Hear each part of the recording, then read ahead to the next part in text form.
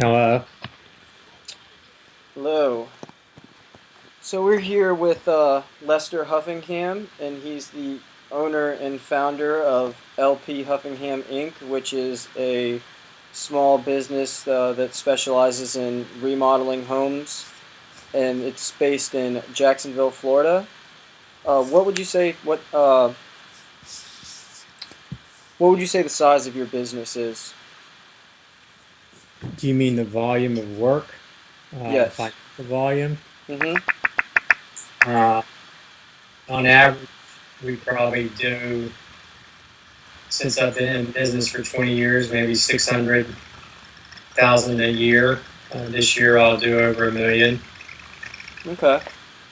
Um, I know that I read that when you start before you started the business, you used to work for a builder, and I was just curious what made you actually decide that you wanted to start your own business and thought that that was actually a good idea for you to do. Well, I kind of grew up in construction and just always had a passion for it. And so when I was working for this other builder, I realized after a couple of years working for him that I was what you would call the rainmaker. I was going out and getting all the work, and my employer never saw the work that I was bringing in. All he did was collect the money, and so I felt like if I could do it for him, I could do it for myself. So do you feel that that was kind of like your inspiration for wanting to do it, for wanting to open your own business in a way, is that you realized that you were because that you were doing a lot of the work and bringing in, like you say, the rainmaker, that kind of drove you to want to do your own business? Yeah, I think that's right. I think that what happened is I felt, I always felt like I wanted to be in small business. My dad had been a small business person um, for a portion of his working life, and I always kind of felt like I wanted to do my own thing and be my own boss. And then when I had this experience working for this other builder and was given a free reign to manage all my own work, um, it gave me the confidence to feel like that I could do it on my own. Okay. So obviously you say that you knew you liked small business and you wanted to be small, and currently the business would still be considered small.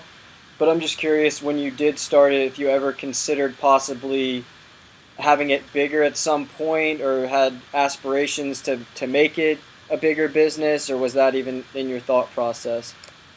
Yeah, it was. In fact, shortly after I started in 1993. This is my 20th or 21st year. And so after I started and started building up a referral list and a book of business, if you will, I started getting more and more work. And so I started hiring more people, and I had it was probably my fourth year of business. I was doing over $1 million a year and doing 3 and 4 pretty good sizable remodeling construction projects at a time. And so I had guys kind of overseeing, managing those jobs at that time. And so I thought that that was going to be a great path. But I learned not too long after doing it that it wasn't really what I wanted to do. I wasn't as content managing people to manage work as I was managing the work myself. I kind of like to put my hands on Mm-hmm. everything that I do. So when you decided that that this was something you wanted to do, how much time, thought, effort would you say you kind of really put into developing a business plan, or how you were going to run this type of business, what kind of money you were going to put into it, uh, what like everything that led to that startup? What how did that happen? Well, probably for about a year while I was employed with my previous employer, I came up with two or three different proposals to actually buy his business. I was already his active contractor. I had the contractor's license. He was using my license, and he had a nice book of business. He was doing at the time mostly insurance restoration. And so I proposed informally a couple of different times to actually purchase his business. I had done a lot of research in the process of doing the work and realized the margins and where the money was being made on the projects. And so I felt like that there was enough money to be made to pay him for the business and the reputation that he had already developed over several years. After the third time of having a discussion with him, and he wasn't ready to sell the business, then I just decided I would take a chance and go out on my own, which I did. So for that, how did you obtain, when you decided to go out on your own for your business, your startup kind of capital? I mean, I don't know exactly how much it cost or what you had to do exactly, but I assume some money had to go into creating your own business. So just curious what that entailed.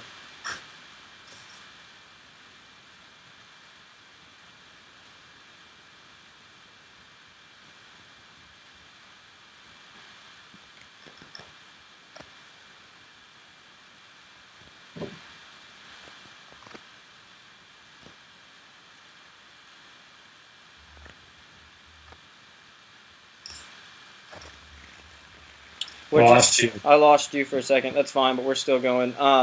Did you hear what the previous question was, or no? I didn't. You'll have to start over. Okay, so for the startup capital, kind of for when you decided to do your business, how did you obtain that? I don't know how much it cost or what went into it. I'm not really sure, but how did you obtain the money to start it in the first place? Well, we had personal savings, and my wife is very frugal and thorough, and knew exactly what our living expenses were, and knew what kind of volume of work I would have to do to accomplish and basically make our nut or pay our bills. And so we had I can't remember, the allotted amount of time, but we had 2 or 3 months, of 4 months of savings, if you will, that were going to carry us through. And so also when I left, it was kind of a calculated, just they've already had a project lined up on my own that I was able to take with me and make some money on. So I kind of got a jump start. And also I had an inkling. I didn't get confirmation until I actually left. But at the time, the work we were doing was insurance restoration. And so State Farm at the time put me on their what they call a preferred contractor list. And so almost immediately I started getting calls from State Farm to look and bid their insurance claims. And so that's initially how I started my business, was doing insurance restoration, which was a business I grew up in and a business I had been working for the previous 4 or 5 years. So in a way, that was how you marketed yourself at your startup. I know you didn't really put money necessarily into advertising, and your business seems to be a little bit more word of mouth, but in that way, they were almost promoting you? Yeah, that's kind of what happens in the insurance restoration business. If you have a fire loss or a water damage claim or any other insurance claim in your home, the insurance adjuster is the first person that typically shows up at the home, and at that point they give the homeowner a list of 2 or 3 builders, contractors who can make the repairs for them, and then it's up to the homeowner to choose the contractor that they're most comfortable with. So I use that as kind of a stepping off point to start my work. And as that evolved over the first 2 or 3 years, I also started doing a lot of custom remodeling. So I was using the benefit of State Farm to get me to work. And then as I kind of evolved into custom remodeling, I built up a reputation and a referral base. And really, for the past 17 years, every piece of work that I have has come from a referral. I don't do any advertising now. Everything I get, all the work I get comes from someone who's already been engaged with the services that we provide. Okay. Now, with your business, obviously, when it gets to building, I know that there's a lot of type of permits and things like that that you have to deal with. What kind of things happen with that when you decide you're going to remodel a house that have to be done before you can even complete what you want on that house? Well, first of all, Ted, you have to have a licensed contractor in the state of Florida. And so 2 years after I got out of college in 1985, I think, I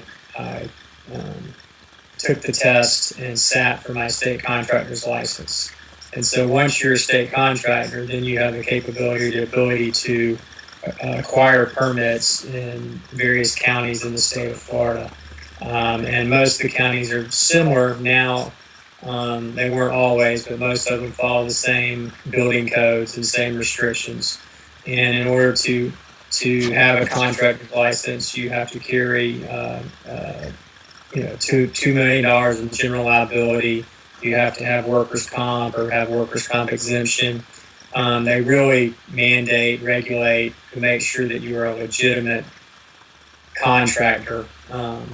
And that's really the permitting process. And so then in that permitting process, there are different levels, and some of them require engineers, some of them are to structurally design the plans, and we have to follow those designs.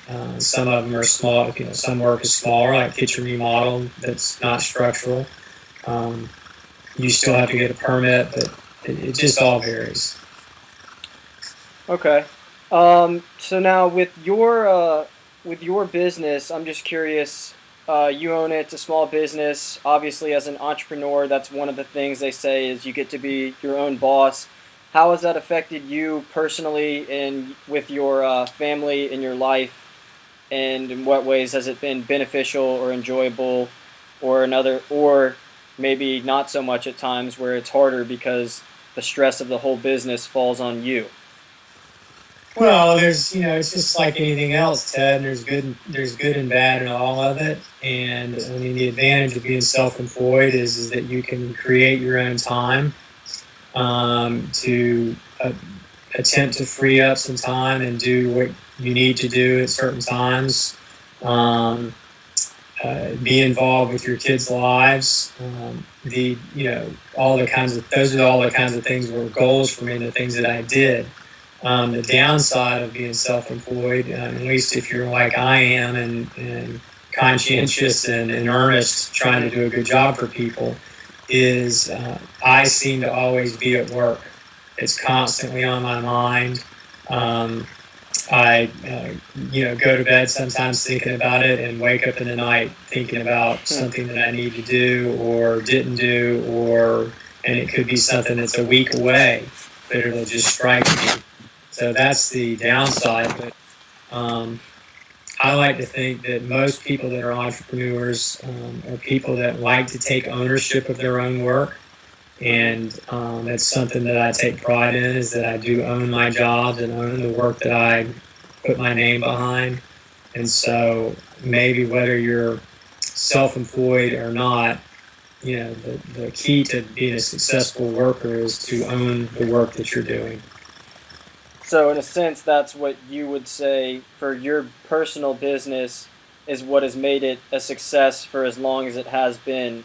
Obviously, you said you don't do any advertising or anything like that. It's all word of mouth, recommendations, and that's because of what you just said about how it's you doing the work and you feel responsible and you know that you're going to do the best job possible in a way. Yeah, I think so. I think that that comes through to people loud and clear. They see the care that I take with the type of work that I do.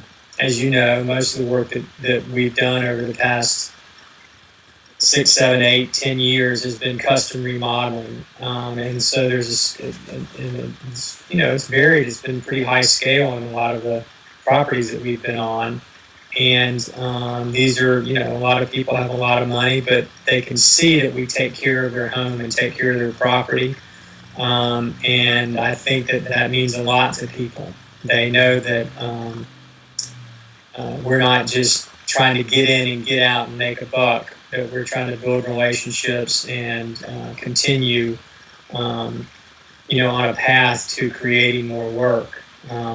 As important as it is to take care of the customer that you're on, you know in the back of your mind that you're going to get another customer, another client, Hmm. or more from the work that you perform for those clients. And so I think we've built a great reputation, and I think it comes through on a daily basis that we care about the work that we're doing. Okay, we're getting toward the end here, and I'd like to get the viewers to get a kind of an idea for you, a normal day on the job. What's that kind of like? What are you doing uh, as the owner of this business to keep it working the right way on a day-to-day basis? Well, typically, like as an example, I'm on a project right now. I'm building a large custom home in Ponte Vedra Beach area, and typically, when I get up in the morning, I rise and shine around 5 o'clock, and I just kind of unwind a little bit and read the paper and drink coffee, and then kind of start my day.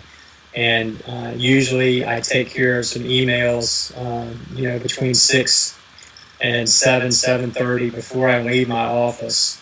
Most of the time, one of my strengths, or the thing that I enjoy the most, is actually spending time on my project. So I usually take care of the emailing, do some preparation for the day, order material if possible, and then head out to the project itself. Typically, I have any number of subcontractors on the job during the course of the day, and really, it's a day filled with solutioning. Um, the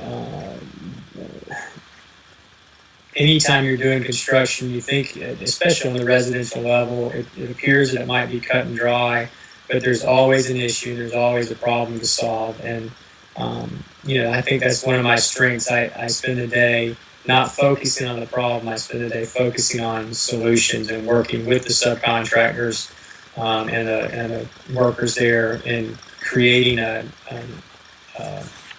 an attitude and an idea and a thought process that we can solution it and get the job done properly. Perfect. I think that's a perfect way to wrap this up. We appreciate you being with us, Lester, and good luck to you with the rest of your business endeavors. All right, Ted, I appreciate it. Thank you. Take care. You too.